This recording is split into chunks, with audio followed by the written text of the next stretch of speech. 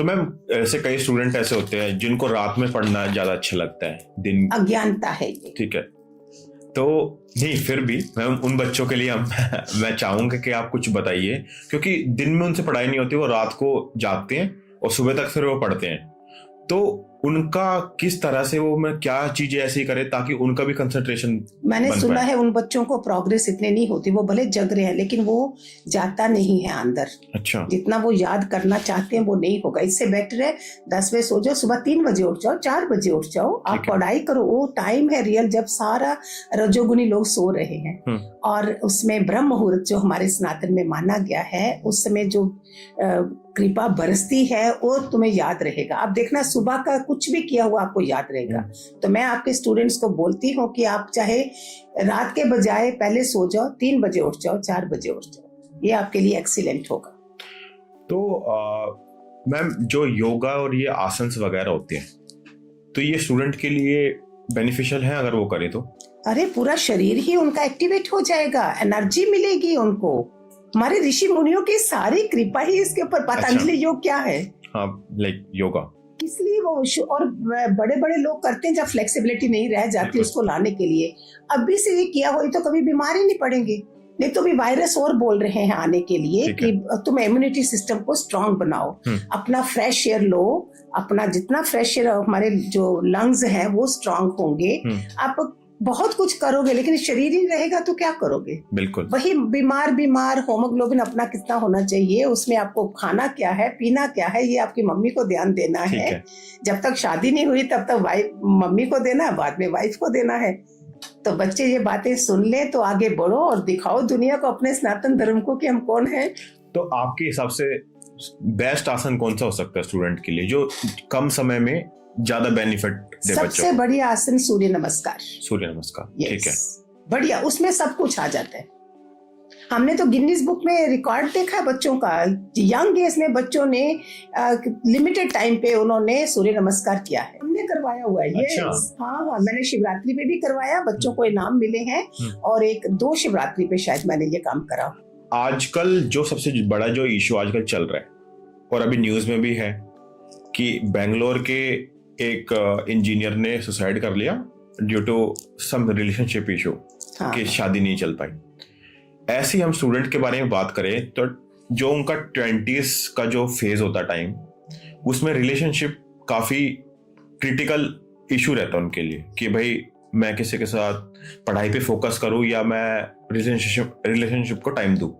तो आपको क्या लगता है कि जो रिलेशनशिप है वो किसी भी स्टूडेंट की लाइफ में हैम्पर कर सकता है या वो उसको आगे एडवांसमेंट करेगा, उसको आगे बढ़ने में? साइड इफेक्ट ही होता है। मुकुल जी ने बहुत अच्छे क्वेश्चन कर रहे हो।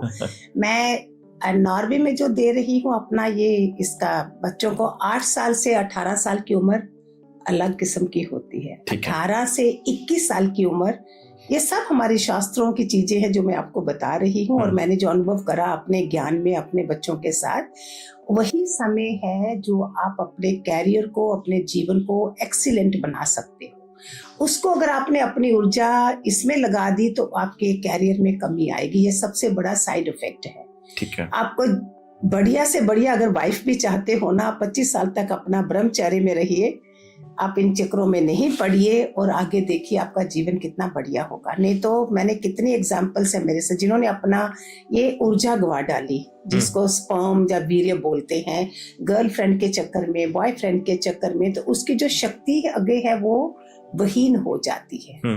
आगे वो कोशिश हाथ पांव इतने मारता है लेकिन उसको सफलता नहीं मिलती। बिल्कुल। तो बोलते हैं ना, अगर 10 कमरे में एसी टीवी लगाने हैं, जिसने 25 साल तक अपने को इस तरह से मेहनत कर ली, वो सब कुछ, उसका कैरियर, उसका शादीशुदा जीवन, उसका बुढ़ापा, हर चीज में उसको एक्सीलेंस मिलता है। बट मैम एक आज से 2-3 साल पहले एक यूपीएससी का टॉपर था कनिष्क कटारिया। जब उसकी रैंक आई AIR 1 थी शायद या 2 थी, मेरे को उसका नाम पता नहीं है, तो उसने कहा था कि मेरी सक्सेस के पीछे मेरी गर्लफ्रेंड का बहुत बड़ा हाथ है। तो ये फिर तो कंट्राडिक्शन हो गया ना। तो वो तो बोलते हैं women behind in every successful man, पर गर्लफ्रेंड को तो मैं आपसे सुन रही हूँ, मुझे पता नहीं है। अच्छा, तो कहने का सेंस ये है कि जो 20 से 25 का जो टाइम है, तो बच्चा उस टाइम पे सिर्फ फोकस रखे अपनी करियर ग्रोथ पे, यस, कि सेल्फ की जो एडवांसमेंट है वो करे। संग दोष आएगा ना, अच्छा, उसको अपना as the company so the colour, उसको अपने उस संग से बचना है। माँ बाप को अपना बेस्ट फ्रेंड बना लो, मैं सब पॉडकास्ट में बोलती हूँ, उनके जैसा ट्रू फ्रेंड कोई नहीं होता है। जो बात है उनसे करिए, संग अच्छा रखिए, जिससे आपका कैरियर खराब होगा तो फिर आपके पास कुछ भी नहीं है। हमारे सत्संग में बहुत बच्चे ऐसे आए हैं, फिर हमने उनको पूरे का पूरा ठीक किया है। अच्छा, उनको शुरू से लेके, जैसे जो माँ बाप काम नहीं कर सके वो हमने करा है। आप मानोगे नहीं, कई बच्चे ऐसे, लड़कियां थी जो मजदूरों ने रेप करा हुआ था, ब्राह्मण फैमिली की, मेरे पास आई थी। मेरे को थोड़ा कुछ जो पता था कि हनुमान के सिंदूर से भी कुछ होता है अगर उनके पाँव का लगाओ, मैंने वो काम भी करे। उसको रुद्राक्ष वगैरह का टच करवाया, जितना मेरे से वो, शंख बजवाया, उसकी मरमरी वो खराब थी क्योंकि डरा हुआ बच्चा था। मेरे पास इतनी एग्जाम्पल है कि हमने जो डॉक्टर काम नहीं कर सके वो मैंने करे थे उनको। उनको सहारा मिला, प्यार मिला, और देखो आज वो कहाँ शादी वादी करके कहीं सेटल हुए होंगे। ऐसे ही लड़के भी हैं, लड़कियां भी हैं। तो जो माँ बाप काम नहीं कर सके, मैं चाहती हूँ माँ बाप काम करें, दूसरों का क्यों छोड़ते हो। तुम उस पे अपने बच्चों पैदा करे हैं तो उनकी तरफ ध्यान दो ना। यंग मदर्स को मैं कितना बोलती हूँ, यंग मदर को जब होमवर्क करवाते हो तो आप राम के चरित्र बताइए उनको। जो ये रेप केस हो रहे हैं, ये सब हो रहे हैं, बच्चे अगर बचपन से माँ के उससे अच्छे संस्कार लेते हैं, क्या वो उसको वीमेन की रिस्पेक्ट करना सिखाएं, फिर वो बच्चे ये काम करेंगे कभी? बिल्कुल। तो ये चीजें शुरू से संस्कारों में डालें ना माँ बाप।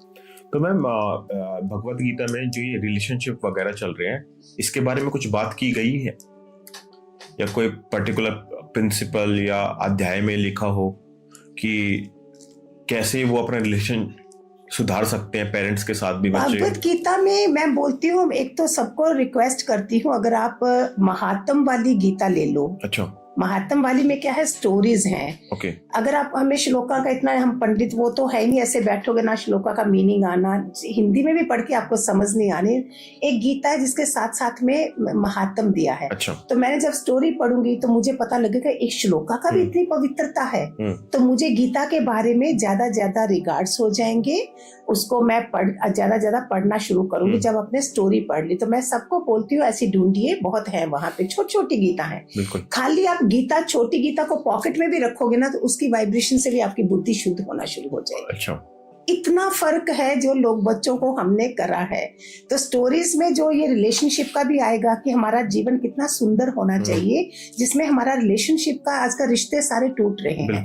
रिश्ते जोड़ने के लिए तुम्हारा अध्यात्म जो है, एक अध्यात्म बच्चे का ये जीवन ऐसा नहीं होगा। उसको लगेगा कि क्यों, वो रिस्पेक्ट करेगा लेडी की। लेडी, लड़कियां सुन रही है या लड़के सुन रहे हैं, वो रिस्पेक्ट करेंगे आदमियों की, हस्बैंड वाइफ बनेंगे जब, तो और ज्यादा अच्छा लगेगा। तो रिलेशनशिप मजबूत होंगे। तो आध्यात्मिक ग्रंथ जो हैं हमारे जीवन में बहुत बड़ा वो बन जाते हैं, सार बन जाते हैं। बिल्कुल।